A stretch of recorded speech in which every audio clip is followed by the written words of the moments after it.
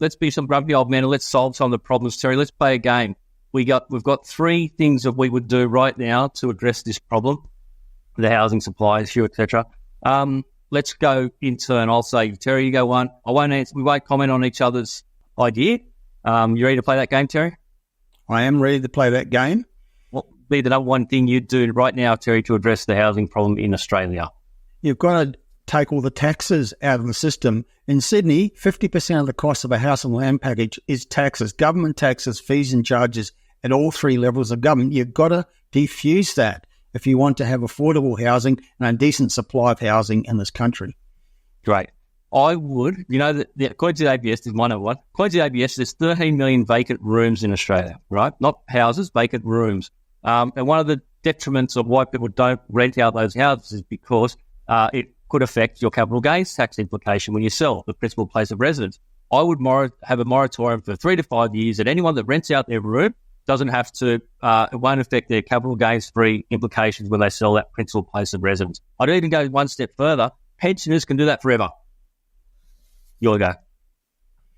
Yeah, look, we've got to do something about the whole issue of red tape, delays, regulations, adding to the costs of creating new dwellings. That's a big part of it. It's not just the input costs. It's not just the taxes.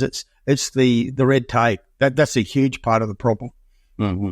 All right, Micah. So the Greens have one of their policies is that all public land should be developed for public and social housing. I agree with that. But they also have a policy where 30% of private land sales that be developed should be, what's the word I'm looking for, mandated that it has to be for public and social land as well. I tend to disagree with that. I think it's a bit Putinish, but I think it should be encouraged. So I'll give you an example. Let's say a developer's got a block approved for 3 stories. If he can get that approval to 6, he must give away 1 floor as a social housing to the government for free.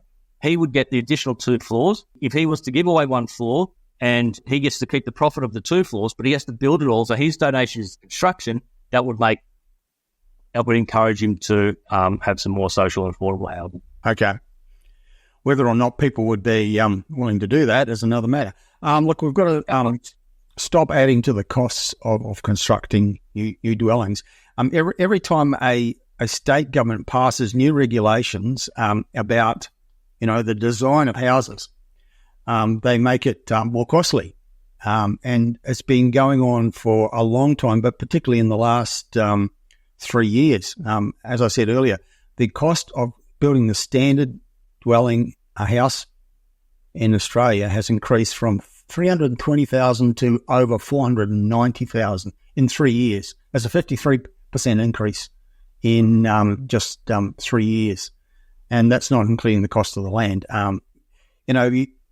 People like the Greens talk about, affordable housing. You cannot build affordable housing because no matter what your intention is, the structure is still going to cost what it costs.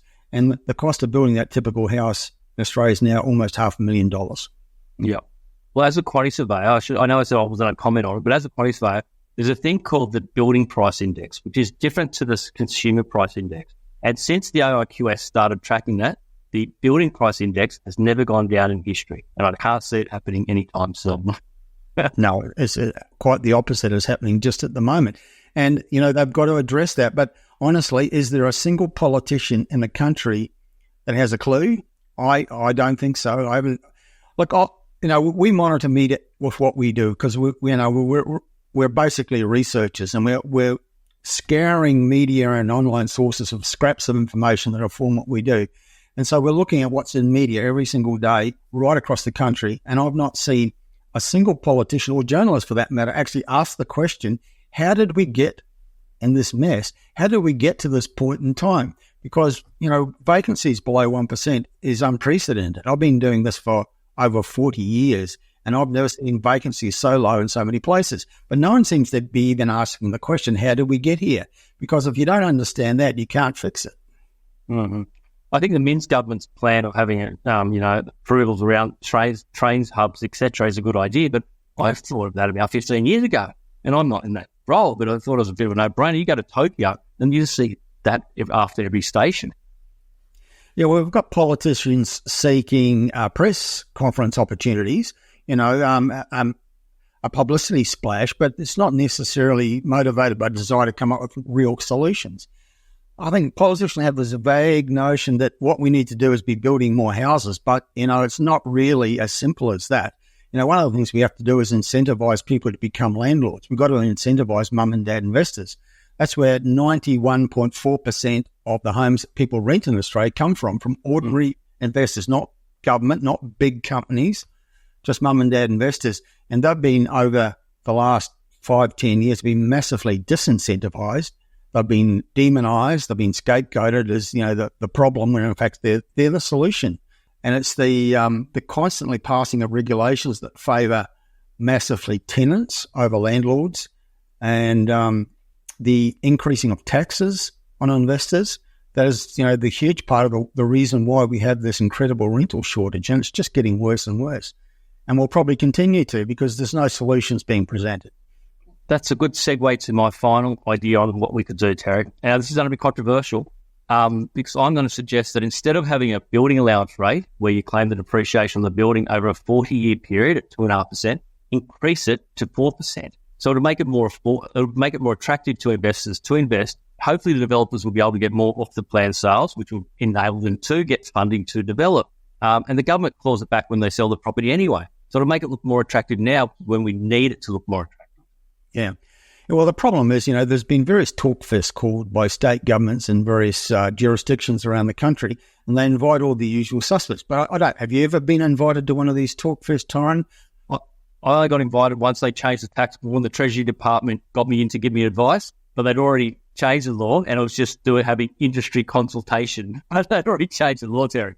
But they never invite the real stakeholders, the people who actually have the solutions are never invited to these talk fests. As people from the Social Security end of town, and someone representing the developers, the property council, everyone just goes in and argues their vested interest. But there's no real solutions being presented because the people who have the answers aren't being invited and aren't being listened to.